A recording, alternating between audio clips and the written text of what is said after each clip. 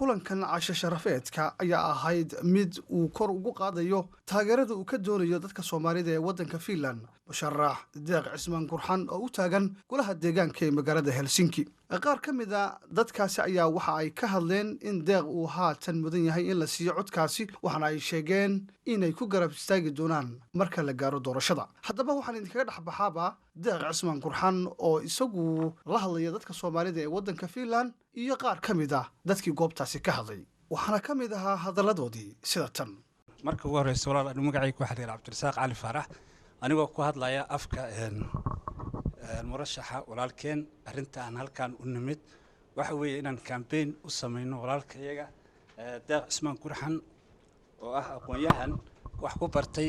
dalkan Finland jaamacadda Tampere International Relationship bartay inuu nahay waqtiyada qaar kood inaan isugu nimaadno meelahan qaracashooyin sidan oo kale waa loo baahan yahay ujeedada kale ee labaad ee iyaduna aan isugu nimid waxa weeye in aynu walaalkeen Deeq Cismaan Gurxan oo u sharaxan dawlad deegaanka waddankan Finland sidii aynu u garab istaagi lahayn ee aynu u kaalmeyn lahayn. السلام عليكم ورحمة الله وبركاته. أنا مجاعي سيدي والله نيش شيئا أنه حرر Deeq Cismaan Gurxan محن مانتا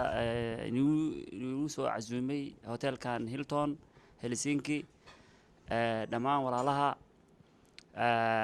سنة وقتهين وحاسون نوسو في بيش أكتوبر تضبيط طبعا كده وحب الله ما هيو دورشدي ديجانكا تاس أو مد معناها رنتي qaadashadeeda aan u baahanahay hadaan nahay ajnabi ama hadaan nahay Soomaalida ku nool wadankan ana codkeenana aanu dhibino oo guriga intaan ka soo baxana aan cod aan siino taas oo meesha kaliya oo resourceska iyo ilaha dhaqaalaha macnaha laga bixiyo wadankan inaan ku yeelano anagana vaikutus ama macnaha inaan macnaha kaalinteen shakhsi muwaadin oo macnaha ka dhiidiyayo xuquuqdeena iyo dhibaatada haysato معناها أفكار نكوهالله جرائدية متقنا بدي نقطة هذه نقطة ملك استباء أم عد كان لما قالوا ساس درادة أنا وحن أسسوا حلقامي إن أن يستاجوا أو أن حنسكوا شرحي لابد يكون أفرتي حزب هذا سوسيال ديمقراطية مقالة أسبوع وحن كان برا أيام نقضي حجين أما ريزيرف أيام نقضي وحن كوا أفر عد هذا دورشادان oo aan u diyaar garoobay Helsinki dadka Soomaalida hadda ku degan aad u firbadanyihiin waxaan rajaynayaa in haddii aan ahay shakhsi muwaadin Soomaaliyeed wax u bartay dalkiisa dadkiisa in aan mataqaanaa aan ka qayb qaadan doono in aan xuquuqdeena codkeena anigu ku hadlahayo in aan mataqaanaa haddii codkaas la siiyay kalsoonida in aan mataqaanaa u dagaalami doono marka hadalkii waxaan ku soo gabagabeynayaa waxaan rajaynayaa dhammaantiin ka qayb gal wanaagsan tartankiisa hadda uu ku tartamayo waxaan u arkaa inuu ka mid yahay dadka ugu rajada fiican oo aan isleenahay hadday galaan dadka Soomaalida waxay u sameynayaan service Sacuudin ku jirmayno inaynu yeelano dad runtii saameyn wanaagsan ku yeesha wax qabadna inooga sameeya ama codkeena la maqlo dad badan waa jiraan laakiin waxaan leenahay insha Allah taala Deeq Gurxan haddii Allah idmo intii inaynu ku taageero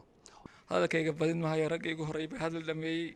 waxaan idinku go'aabinayaa inay yani codkiinan ilaalinka u garatiin bulshada Soomaaliyeed oo wadanka Finland ku nool wuxuu qaban kara marka insha Allah taala waxaan rajaynayaa Deeq Cismaan Gurxan hadduu Ilaahay raali ka noqdo inaa codkiina asiisaan asagana khayr iyo guul baan u rajaynaynaa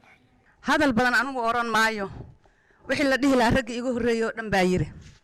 Deeq Cismaan waa in loogu deeqaa codkiina haddaad tihiin Soomaali weyn si uu wax idinkugu qabto waana nin Soomaalinimadu ay dhab ka tahay kulankan casho sharafeedka ayaa ahayd mid uu ku doonayo Deeq Cismaan Gurxan taageerada uu ka raadinayo dadka Soomaalida ee waddanka Finland gaar ahaan magaalada Helsinki waxaana kulan casho sharafeedkaasi ay ka dhacday Hotel Hilton ee magaalada Helsinki doorashadan ayaa qabsoomi doonta 17 bisha Tobnaad sanada 2012 waa bisha fooda inagu soo hayse waxaana Deeq Cismaan Gurxan uu ka codsanayaa in dadka reer Helsinki ay codkooda ku taageeraan si xaaladaha Soomaaliyeed uu wax uga bedelo Maxamed Bashiir oo Maxamed television عالمي جاي سومالي جنال هلسنكي